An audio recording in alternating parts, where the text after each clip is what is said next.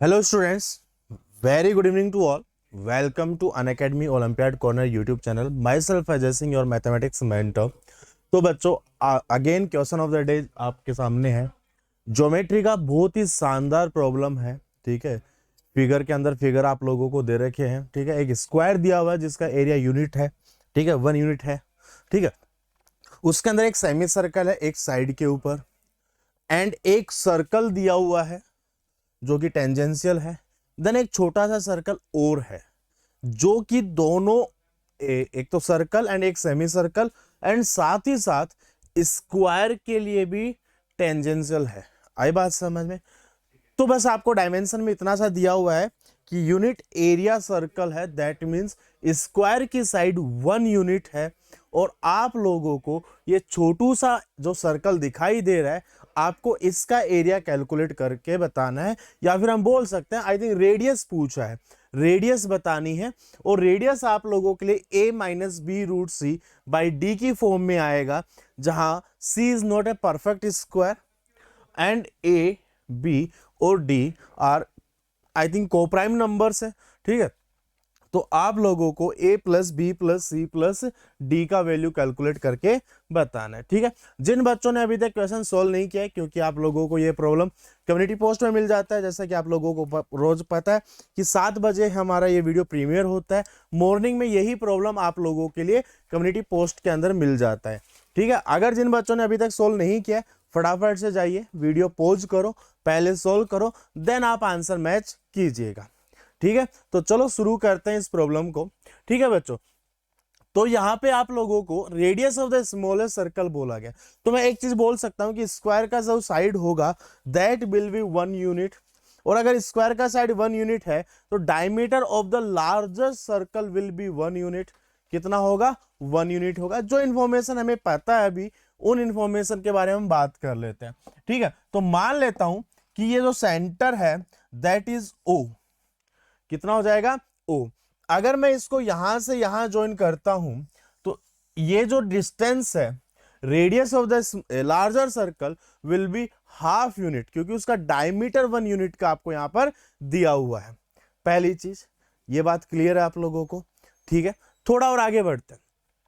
एक काम करता हूं, मैं इस सर्कल जो कि सेकंड सर्कल है, ठीक है, उसका ABCD इसको मैं P मान लेता हूं, इसको मैं O मान लेता हूं और इसका सेंटर मैं POQ मान लेता हूं। ठीक है, आई बात समझ में? ठीक है, अब इन तीनों को मैं ज्वाइन कर देता हूं, इन तीनों को मैं ज्वाइन कर देता हूं। क्लियर है? अब एक चीज मुझे बताइएगा, अगर इसका डायमीटर लार्जर सर्कल का डायमीटर अगर 1 यूनिट है तो ये जो डिस्टेंस है दैट विल बी हाफ, यहां से लेके यहां तक की, और यहां से लेके यहां तक की distance will be also half.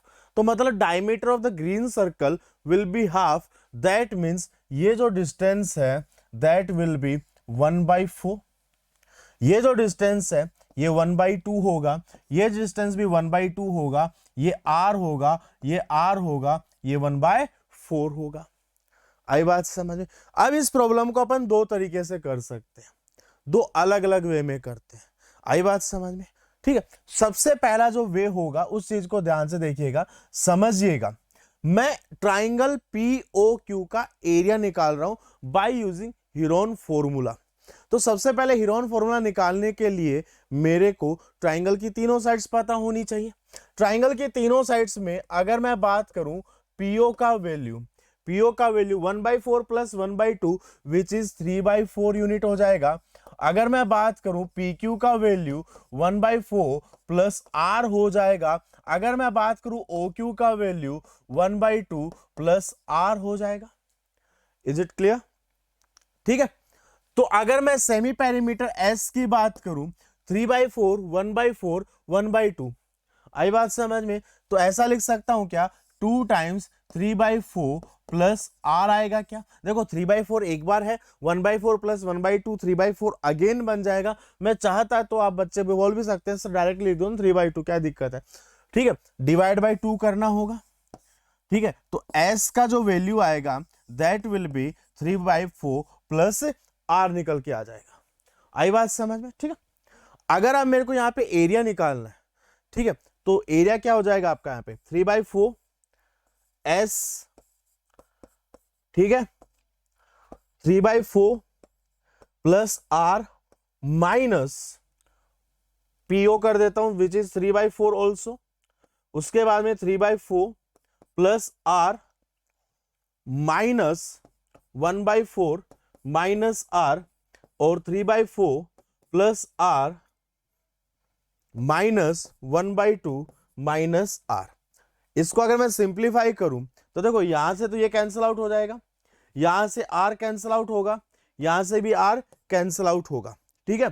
तो देखो 3/4 प्लस R यहां बच रहा है, ठीक है, 3/4 प्लस R यहां पे बच रहा है, ओके, और R कहां बच रहा है, ओनली यहां पे बच रहा है।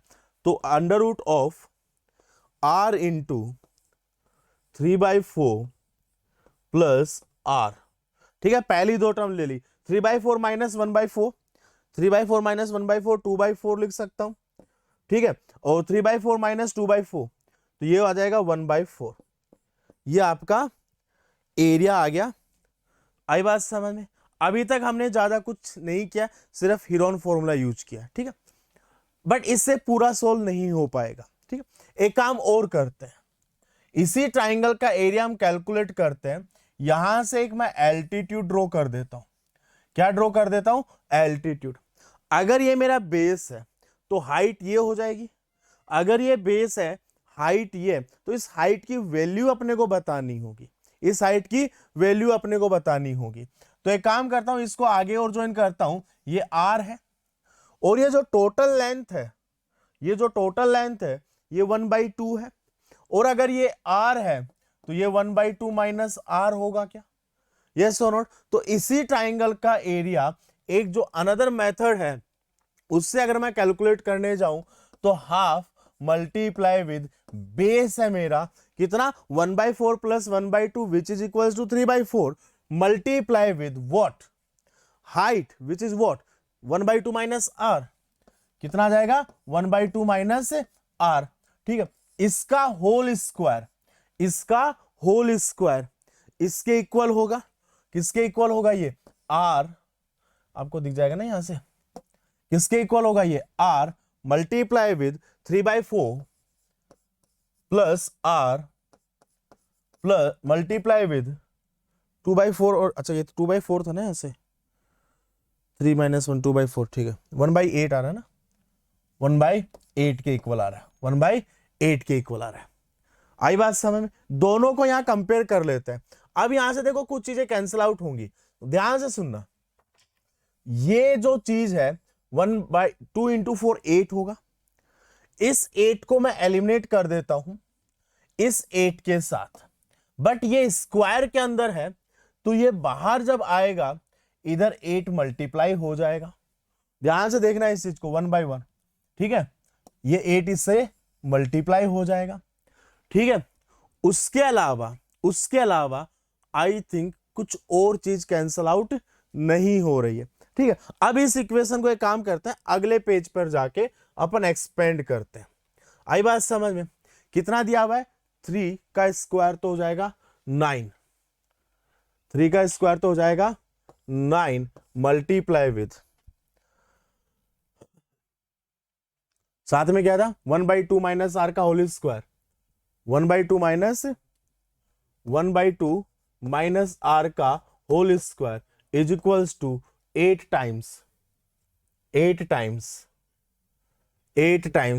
R इंटू, ये R है ना यहाँ पे, R into 3/4 plus R into 3/4 plus R। एक बार देख लेते हैं, यही चीजें है ना, बस कुछ एक्स्ट्रा तो नहीं है ना?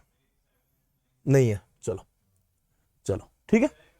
अब यहां से चीजों को 1 बाय 1 सिंप्लीफाई करूं मैं तो 9/4, ठीक है, plus 9R square minus 9R, क्योंकि यहां से देखेंगे 2 सही है, कोई दिक्कत नहीं है। यहां से देखेंगे 4 2 जा 8, 6R बनेगा, सिंपल सा देख लो, 4 2 जा 8, 8R